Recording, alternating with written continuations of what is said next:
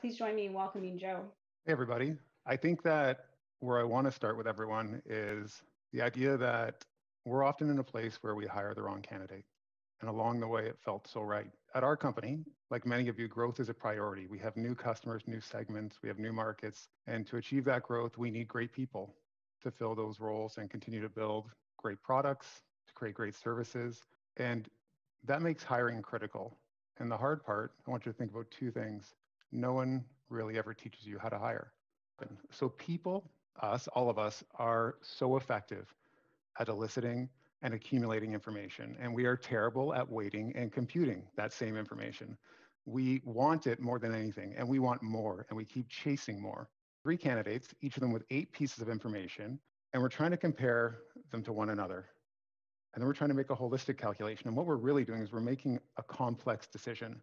This amount of information becomes overwhelming.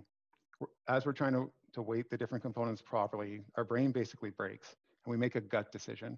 We make a heuristic decision. We become subject to a bias. When we make a bad decision, it's typically more prominent when it's a position we don't often hire for. So within each of these data points that you're looking at are embedded little traps. The problem that we all have as we're growing, as we're hiring, especially first time building a company, and as you're hiring for something that you haven't hired before, a role, a function, how do you equip yourself? How do you understand really how to do this? Well, because I've done it where I've in somewhat failed. I've hired too fast.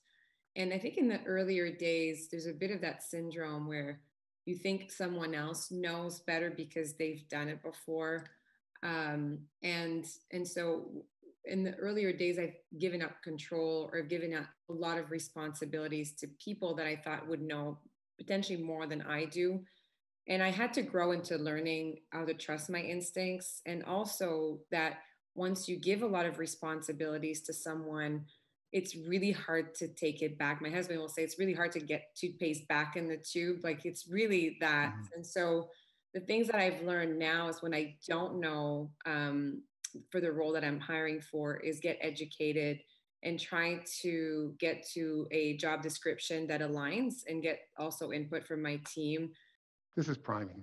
And if you want to know how priming works, it's basically the exposure to something ahead of time influences your subsequent behavior.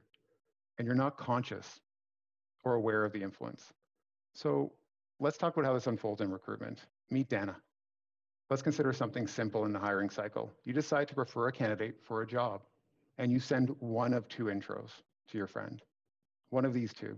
In effect, you prime them in different ways to receive this candidate. I really think that you should meet Dana. She's moved up quickly, managed really complex stuff, and it's so early in her career. That's your first option. Or, I really think you should meet Dana. She's quite capable, but I wonder if she's too junior for the role. So the impression someone leaves with when they have this one, the way that you frame their thinking is that you have someone is rapidly progressing in their career and tackling things well before the time that they should. In effect, that rock star, to use a quote that people do, rock star cliche candidate. And in this case, you're introducing a candidate as maybe not ready for your role, but just meet them anyways. You've primed the person in 2 different ways. Think about that next time you send an email for an introduction, or consider that you may be getting primed when you receive it. And this is just one example. So let's get to some principles. Let's think about this. I can't give you a playbook, but you can roll these principles up and think about them and make your own. Some principles, like number 1, sweat the job description. Spend time to define the role, the current and the future scope. Don't overweight the future. So what I find is thinking in terms of a timeline, literally a timeline with deliverables will bring this job into focus. You can also think about what happens, again, what can run in parallel and what has to happen sequentially from those deliverables. Then go and seek out input from experts.